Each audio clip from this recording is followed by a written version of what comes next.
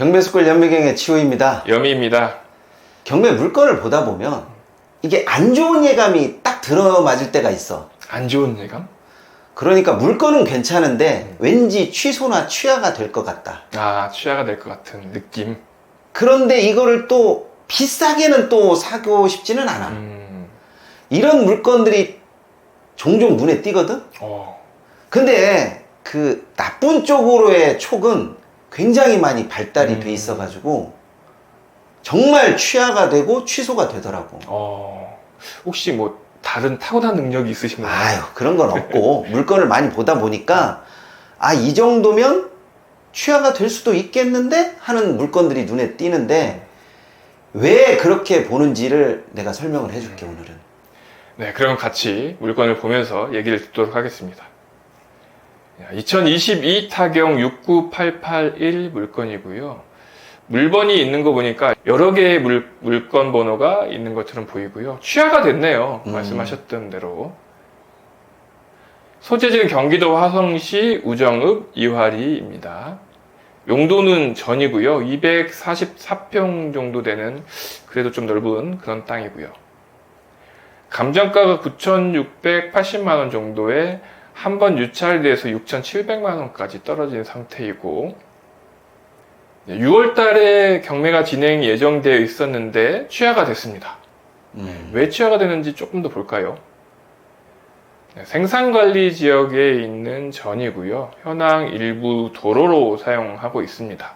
지적도상 맹지이지만 동쪽 인접필지를 경유해서 3m 내외 도로하고 접해 있고 이 땅에 도로가 개설되어 있다고 나와 있네요.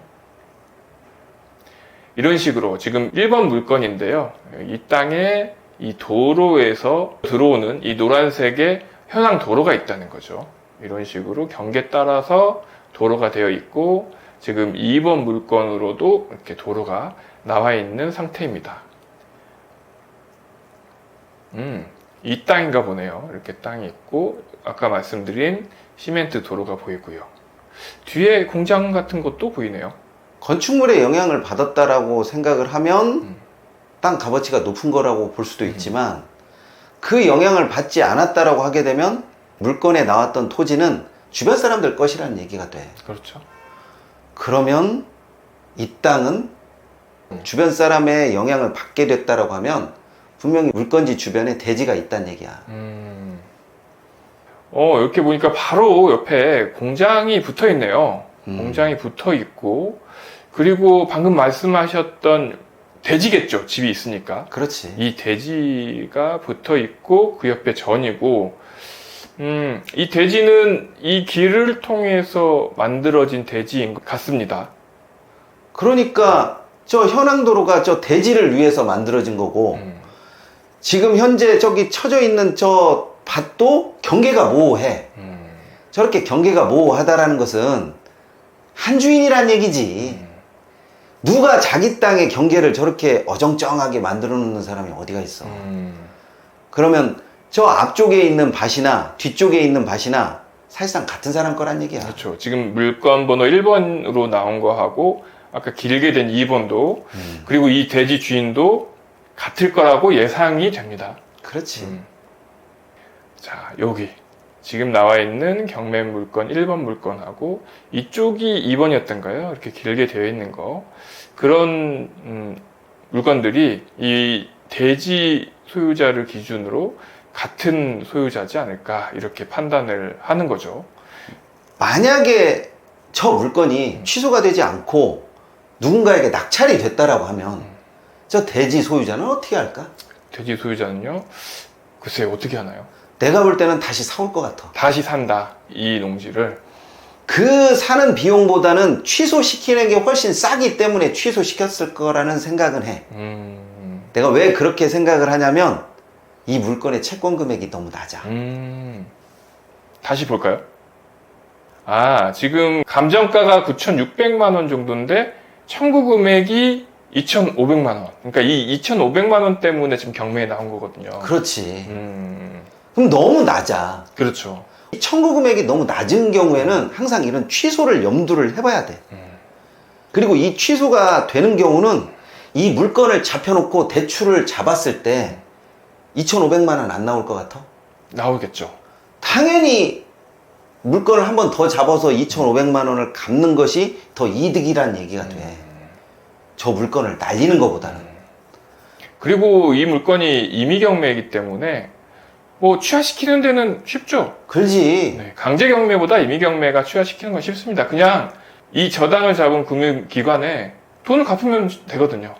그러면 바로 취하를 시킬 수 있기 때문에 2,500만 원이 뭐 작은 돈은 아니지만 그래도 이 1억에 가까운 땅을 날리는 것보다는 얼른 갚아버리는 게 나을 수도 있는 거죠. 물건이 또 두 개잖아. 그러니까 당연히 취소시키는 게 이 채무자 입장에서는 나았다라는 거지. 그렇죠. 냉정하게 얘기해서 저 대지만 놓고 보면 팔릴까? 안 팔리죠. 근데 저 대지와 전이 있다라고 하면 그러면 더 수요자가 많을 수도 있죠. 그런 관점에서 보면 저 2,500이 정말 2,500 때문에 이 땅을 날려야 되는 건가 라고 생각을 하면 채무자 입장에서는 쉽게 선택할 수 없는 문제야. 그렇죠. 저 지적도를 보게 되면 생산관리 지역이라고 하지만 주변이 공장이 있고 또 대지가 있고 전이 있다 보니까 채권자 입장에서는 저 땅을 2,500만 원 때문에 날리는 것보다는 자기가 차라리 2,500만 원을 안고 저것을 취득하는 게 훨씬 더 낫다라는 생각이 들어요. 그렇죠. 만약에 뭐 경제적인 상황이 힘들다고 하더라도 차라리 지금 2,500만 원 정도를 받고 그리고 다 같이 매도를 한다든가 하는 게 훨씬 더 이득이라는 거를 계산했겠죠. 그렇지. 그리고 저기 지목이 대지. 네. 어떻게 보면 도로가 없는데 왜 대지가 됐을까? 이런 생각을 하시는 분도 분명히 있을 텐데 조금 외곽지에서는 현황 도로도 건축물을 세우는데 크게 지장을 안 줄 때가 많아. 그렇죠. 그리고 예전에는 또 이런 건축에 있어서는 조금 유하게 되어 있기 때문에 예전에는 현황도로로도 건축을 할 수 있었고 건축을 한 뒤에는 지목 변경이 되기 때문에 이제 대지로 남아있는 거죠. 아마 지금 이 상태에서 신축을 한다? 그러면 건축허가 저는 안 날 것 같은데 예전에는 건축법 이제 유할 때는 건축허가가 났을 것 같아요. 지금은 안 되죠. 저기에다가 냉정하게 얘기하면 철거하고 다시 짓는 것보다는 리모델링하고 개보수하는 것이 훨씬 더 낫지. 지금은 그렇죠. 왜냐하면 지금은 허가가 안 날 거니까. 하지만 뭐 개축이나 중축으로는 가능한 거니까요. 그렇게 따지면 저 대지 소유자가 좀 더 장기적인 그림을 그렸다고 봐. 그렇죠. 그런 것까지 생각을 했다라고 하면 신권에 들어가서 낙찰을 받아야 되는데 또 그렇게 하기에는 다소 부담이 되는 그런 금액이었어. 신권으로 들어가서 낙찰을 받았어도 매각허가 결정 나기 전까지 여기 채무자가 돈을 갚아버리면 임의경매니까 아이고. 쉽게 취하시킬 수 있거든요. 여러 가지로 투자자가 낙찰을 받아도 조금 불리한 상황이네. 작은 청구 금액이었기 때문에 그럴 수밖에 없을 것 같습니다. 이렇게 보고 저렇게 봐도 어찌됐건 원 소유자가 가져가는 게 맞는 것 같네. 자, 이번 시간에는 경매 물건에서 취하나 취소가 예상되는 물건은 무조건 그 사람에게 다시 되판다라는 전략보다는 좀 더 한 걸음 뒤로 물러서서 지켜보는 것도 낫겠다라는 생각이 들어서 취소나 취하가 예상되는 물건을 소개해 드렸습니다. 오늘은 여기까지 하도록 하겠습니다. 감사합니다.